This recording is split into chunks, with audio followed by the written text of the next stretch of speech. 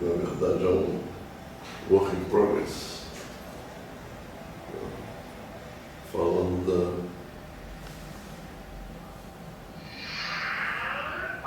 hidrodinâmica relativística. Bom,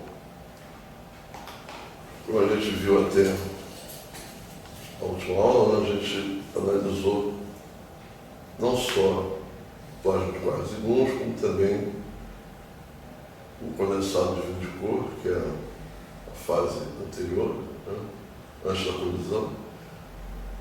Basicamente, do ponto de vista da hidrodinâmica invíscida, quer dizer, sem viscosidade. Mas, porque até não se sabia exatamente como acrescentar a viscosidade, né? Mas, recentemente, a partir de 2000 e alguma coisa, basicamente depois dos experimentos do Rick, né, se começou a notar alguma discrepância entre tratamentos aproximando sem viscosidade e os resultados experimentais. Então, essa área recebeu um impulso bastante grande, né? A dificuldade maior é porque, quando você fala em dissipação, quando você fala em introduzir viscosidade, em hidrodinâmica especialmente, você está implicitamente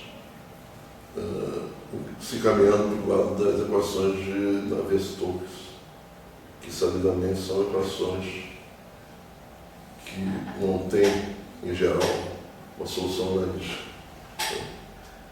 Isso também retardou um pouco, né, esse enfoque, mas,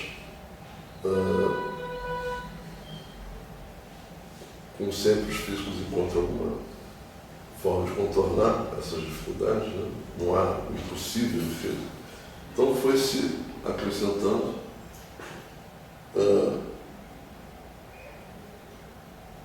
uma série de correções, né? Como, por exemplo, efeitos de relaxação e inclusão de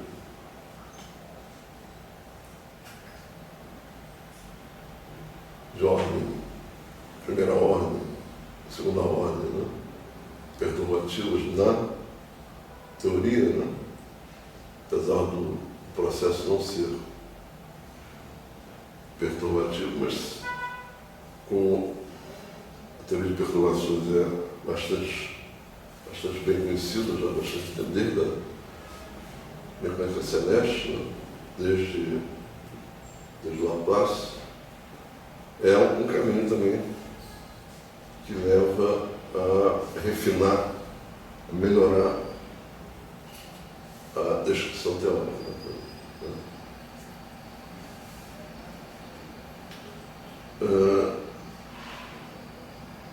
Isso tratando de uma teoria relativística, né, você não pode deixar de levar em conta a causalidade, ou seja, situar os eventos dentro do cone de luz, né? Então, o que eu vou apresentar aqui, na verdade, é uma proposta teórica, né, bastante recente, de uma teoria hidrodinâmica relativista com dissipação, com a vantagem de incluir uma abordagem, né, bastante realista, que é a conservação de carga, né, porque as partículas que são formadas, como a gente já sabe, são as partículas que são produto, né, de uma série de processos anteriores. E essas partículas, em geral, são partículas providas de carga elétrica. Então, a gente vai mostrar como é que seria, né, ou como está sendo feito, na verdade, a expansão daquela teoria não viscosa, sem viscosidade, o ideal, a um caso mais realista, que é a inclusão da viscosidade. Né?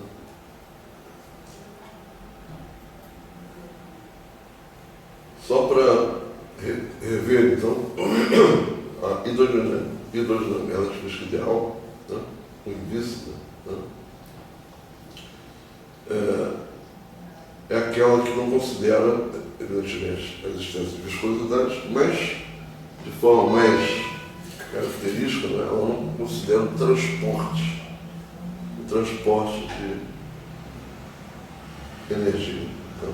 O transporte de entropia, se você quiser analisar mais do ponto de vista termodinâmico. Né? E, evidentemente, mesmo a hidrodinâmica relativista ideal, ela, mesmo que você a considere apenas com um equilíbrio local e não global, como é o caso da hidrodinâmica clássica, né? Você, mesmo assim, fica com uma descrição imperfeita, né? Parcial, uma vez que não há o que a gente já viu que pode acontecer, certamente acontece, a criação de entropia. Né? Simplesmente porque não há forças termodinâmicas. Então, só para rever o que a gente já viu, o fluxo é definido através de um quadro vetor, a quadro velocidade, né? Onde aquele grama ali é simplesmente fator de Lorentz. E um sistema é essencialmente escrito através do tensor de energia momento, né? E a conservação de carga, através da sua corrente conservada.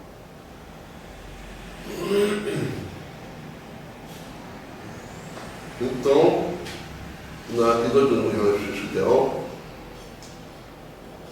essas expressões aqui são fundamentais, né? Onde a gente escolhe, né, ou define o operador de projeção espacial na métrica de Minkowski, né, que a gente não está lidando com uma teoria local, né?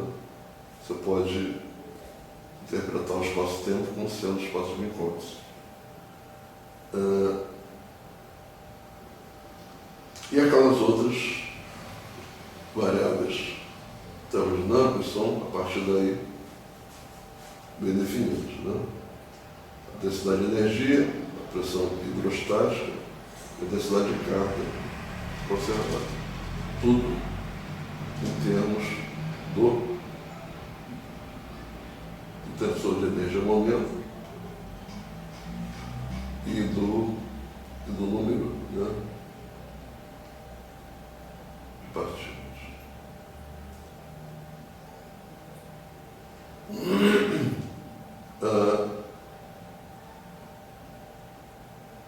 O início de tudo é você considerar um sistema multiconstituído, né?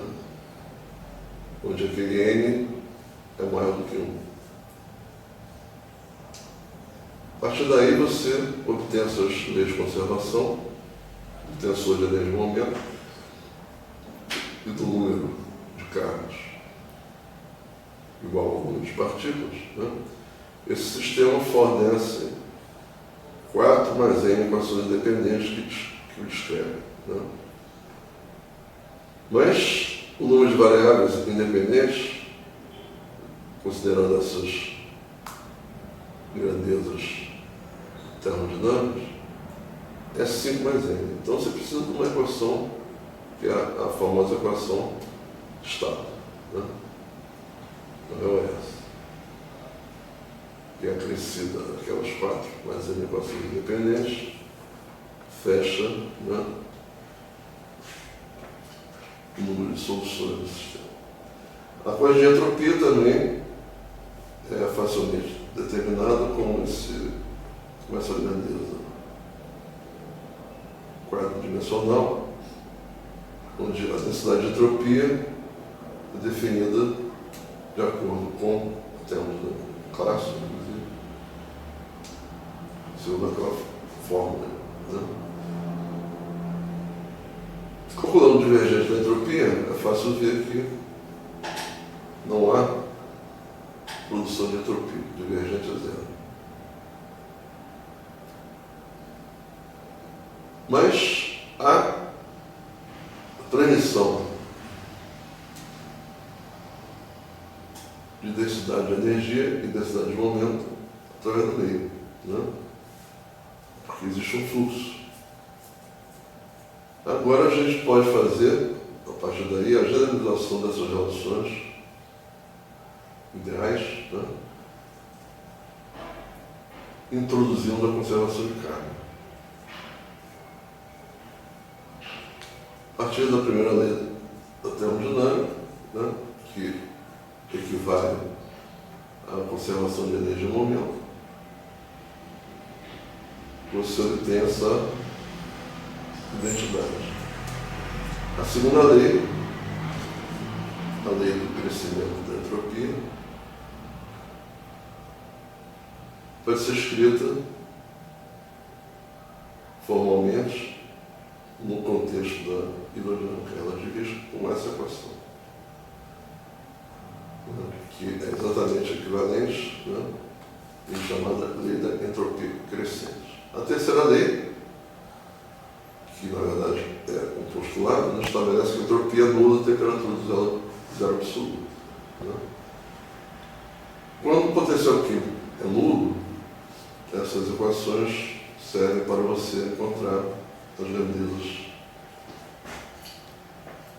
termodinâmicas correlacionadas. Né? A partir do conhecimento das outras, você encontra a grandeza que falta. Né?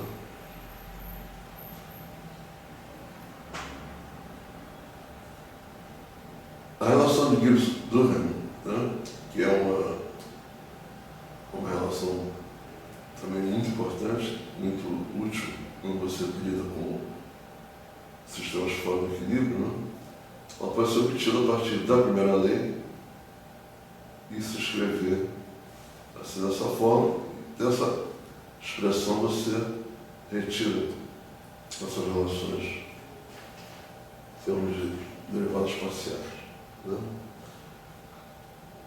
Usando agora as leis de conservação conhecidas, né, sistemas hidrodinâmicos, né, você obtém relações hidrodinâmicas adicionais, relativísticas, né,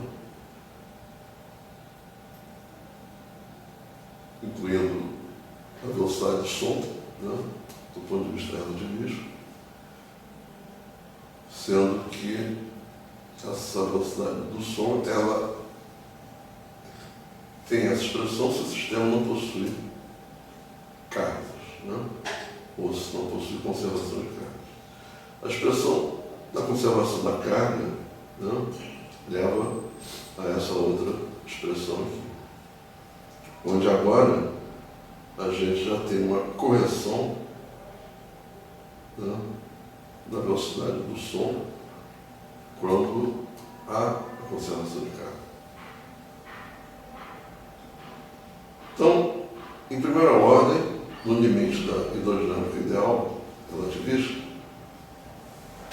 os sentidos da dissipação de energia e da dissipação de carga são os mesmos, evidentemente, porque não há perdas no fluxo das quantidades conservadas. Então, finalmente, você explicita essa correção da velocidade do som a partir dessas considerações de conservação de carga. Né? Então vai ser uma velocidade do som quando há a conservação de carga igual à soma da conservação da velocidade do som sem a conservação, mais um fatorzinho, uma parcela, né, que inclui a velocidade do som de transporte, na verdade. Né? Aquele J ali é a densidade de partículas. Agora a gente já tem elementos para construir uma hidrodinâmica dissipativa. Né? A maior motivação, né, além dos dados experimentais, evidentemente, para construir uma hidrodinâmica relativista dissipativa, é o princípio da certeza, o velho princípio de Heisenberg. Porque ele assegura, né, que não pode existir um líquido perfeito. Né? Então, as abordagens são várias, inclusive usando a correspondência de João Damasceno, né, ADS-CFT, e é interessante que seja feito isso porque os resultados devem convergir, uma vez que, evidentemente, a física não depende da abordagem. Né? Então, a simples existência, né, a simples objetividade do princípio da certeza leva à necessidade de se considerarem processos dissipativos. E como é que se faz isso? Né? Você tem que generalizar os conceitos de tensor de energia e momento e conceito de corrente de carga. Observar, né? Acrescentando termos, né, que são presentes, por exemplo, na teoria hidrodinâmica de Navier-Stokes, né, como a pressão interior, a corrente de dissipação de energia, o tensor de estresse, de cisalhamento, né, em inglês é o shear, né, shear tenso, e as correntes de dissipação de carga, evidentemente indexadas, né, de acordo com o número de partículas. Além disso, você tem que acrescentar as correções fora do equilíbrio, que é essa densidade de carga, densidade de energia, né, vão ser alteradas pela existência da viscosidade. Então você define essas correções como sendo correções de primeira ordem. Né? E a gente vê mais tarde que essas correções vão se anular, evidentemente, quando cessa a situação do pré-equilíbrio, quando o sistema adquire estabilidade, né, essas correções se anulam e fica valendo a chamada condição de ajuste de Landau. Originalmente, essa restrição que o Landau criou foi entendida como uma restrição fenomenológica que reduz o número de variáveis, que era apenas uma restrição operacional, mas não tinha um significado intrínseco físico. Né? Mas hoje a gente sabe que ela representa, na verdade, uma condição hidrodinâmica que faz com que o sistema de pré-equilíbrio adquira estabilidade. Então, fora do equilíbrio, a produção de entropia deixa de ser nula, porque surgem componentes extras, né, na rede de conservação, que fazem com que o divergente da densidade de entropia seja diferente de zero, nulo. Né? Então você pode reescrever o ajuste de Landau na definição do próprio tensor de energia-momento, adaptando, né, o tensor aos parâmetros hidrodinâmicos de viscosidade e definindo essas variáveis hidrodinâmicas assim dessa forma. Né? Esse operador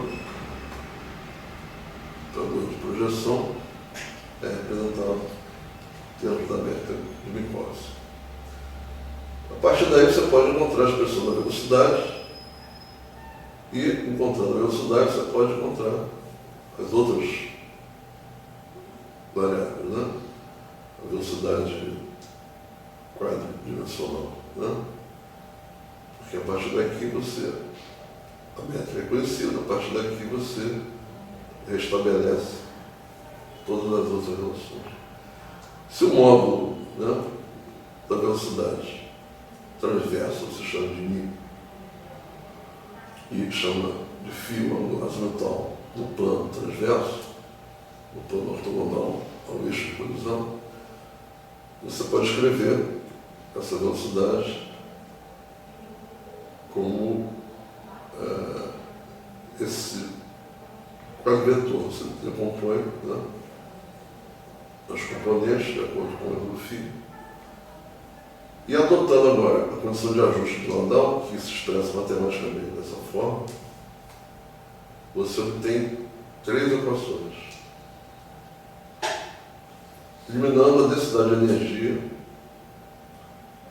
e restando as 2 últimas equações, você consegue exprimir, né, as componentes da velocidade, do modo da velocidade, segundo as suas identidades aqui. Que não tem uma solução analítica, né, mas podem ser resolvidas numericamente. Resolvendo numericamente, você retorna e obtém as variáveis hidrodinâmicas relevantes, que são funções da velocidade, e você pode aplicar esses valores no ajuste de modelos físicos para a situação do pré-equilíbrio, ou seja, a fase após a colisão e antes da formação do plasma, né?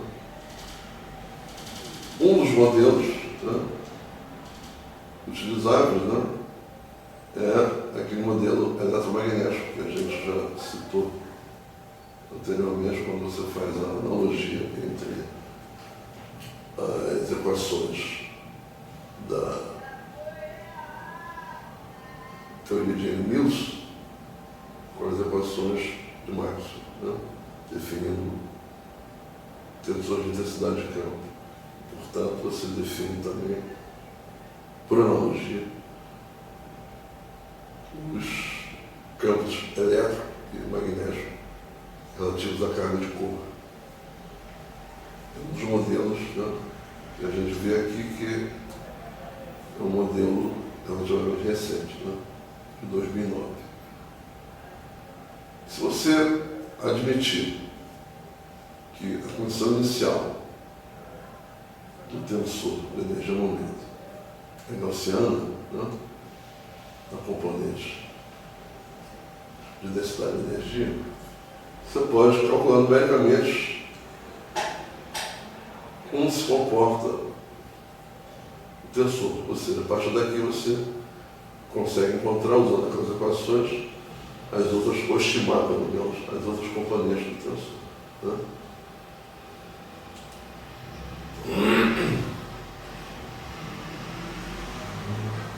Se você usar numericamente, né, esses valores de Rx e Ry, né, de 3 femtômetros, e usando o tempo de Bjork, né, tempo próprio, definido como raiz de T2 menos V2, sendo o tempo de transição entre o modelo inicial ideal e a hidrodinâmica com viscosidade, a gente obtém um gráfico desse tipo, né, onde as linhas em vermelho, né, se referem ao modelo sem interações,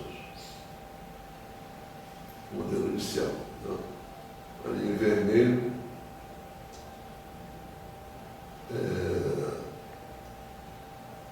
está meio difícil de ver, mas essa linha mais baixa aqui, né?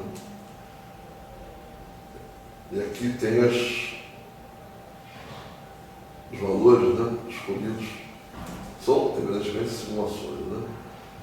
escolhidos para o tal tempo próprio, o tempo de Bjork, né? Usando o modelo eletromagnético coerente. Esse estudo é de 2009. A velocidade do fluido, também usando aqueles mesmos valores do tempo de Bjork, vai ser dada por essas diversas linhas aqui, usando aquele mesmo valor também para X e R. E a viscosidade, definida como essa expressão, que é uma definição que envolve observáveis, né? Você vai ter uma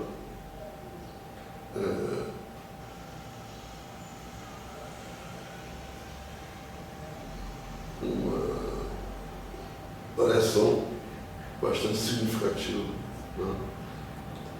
Nesse modelo eletromagnético coerente.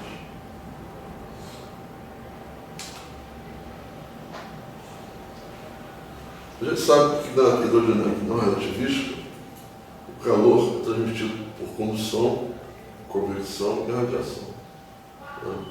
A condução é uma transmissão de calor que não envolve os movimentos das partículas, né? E a dissipação de calor na hidrodinâmica relativista é definida através dessa expressão. A conversão é induzida através do transporte das próprias partículas, né? Quando elas se movem, estão em estado de energia associados a uma certa temperatura, né? Elas transportam esse calor. Aí você pode descrever esse transporte usando fluxo e a densidade de energia associada a esse fluxo. A radiação, ela corresponde, por sua vez, à emissão e absorção de fótons, como aqui a Helena nos ensinou, né? Mesmo que essa absorção seja pequena, né? Uma vez que o meio é eletromagneticamente transparente. Então, jatos de objetos com cor podem ser interpretados como radiação. E essa radiação como uma contribuição ao aquecimento do meio. Acontece o seguinte: quando você adiciona essas variáveis introduzidas pela viscosidade, o número de variáveis aumenta intensamente, né? E chega a 10 mais 4 vezes o número de partículas. E essas variáveis não podem ser determinadas apenas a partir das leis de conservação e da equação de estado, como a gente viu, né? Que se refere apenas a 4N. Uma vez que os processos dissipativos são respostas do meio de ordem superior, de segunda ordem, de terceira ordem. E essas respostas não lineares, por sua vez, são dependentes das propriedades microscópicas do meio. Então, as equações de movimento para as correntes dissipativas, né, que se pode chamar também, do ponto de vista fenomenológico, de equações constitutivas, eu não vou apresentar aqui essas equações porque seria necessária uma pedra da Roseta para decifrar, né? Mas são equações bastante complexas, né? Mas essas equações de movimento devem ser obtidas introduzindo-se os respectivos coeficientes de transporte.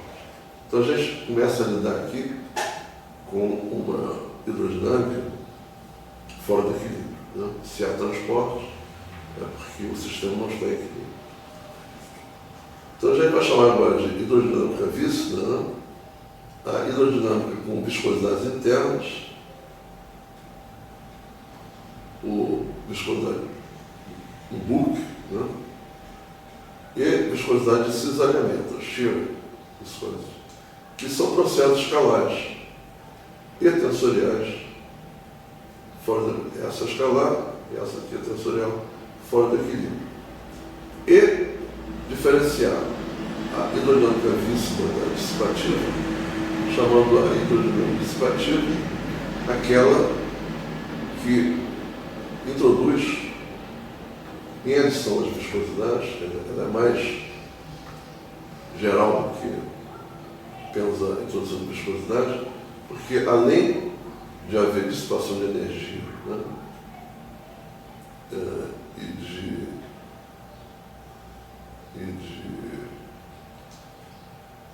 energia momento, né, na verdade, há também dissipação de cargas. Essas dissipações de cargas são processos vetoriais. Então você vai ter, quando se constrói uma hidrodinâmica dissipativa, processos escalares, referentes às viscosidades internas, processos vetoriais, referentes às dissipações de carga, e os processos tensoriais, que são aqueles de fronteira, né? Os processos de cisalhamento que ocorrem em sistemas que não estão em equilíbrio. Essas variáveis, como a gente já viu, né, são definidas no referencial local de repouso, né, onde o fluxo possui apenas uma componente do tipo tempo, o operador de projeção possui apenas as componentes do tipo espaço, que evidentemente vai simplificar as equações. E esse fluxo está relacionado ao referencial do laboratório, simplesmente através de uma transformação de Lorentz. Então, não se perde informação com isso, não se perde a importância dos cálculos, né?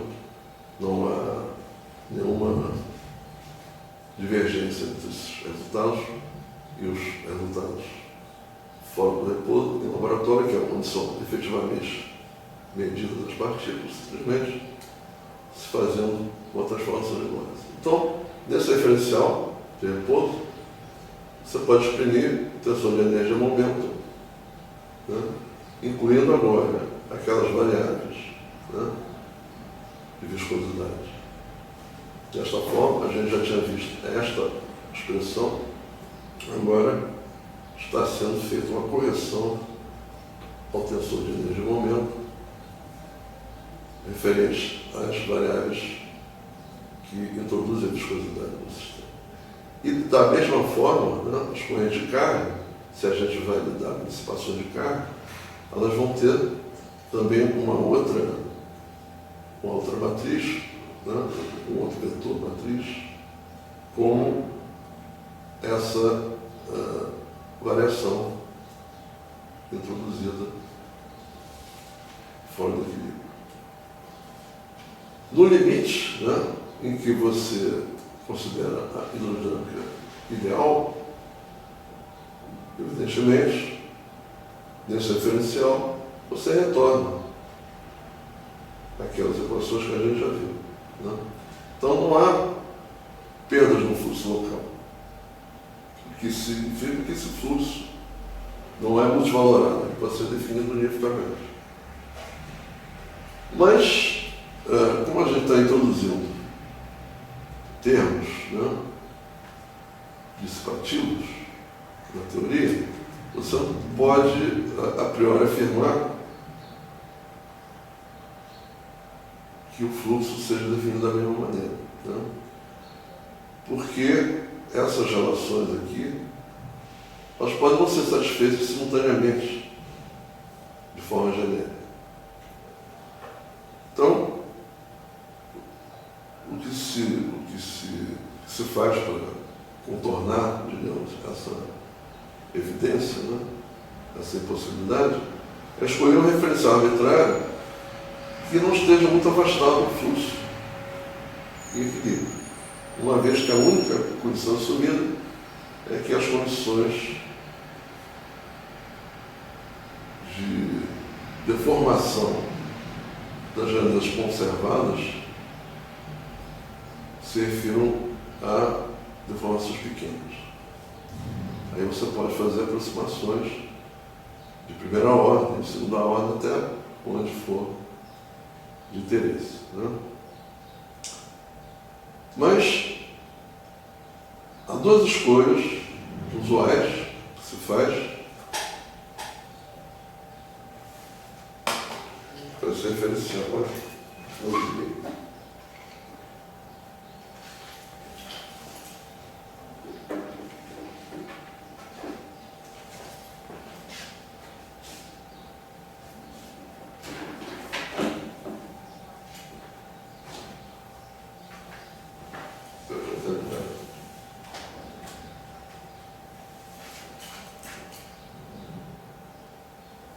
Entendi, agora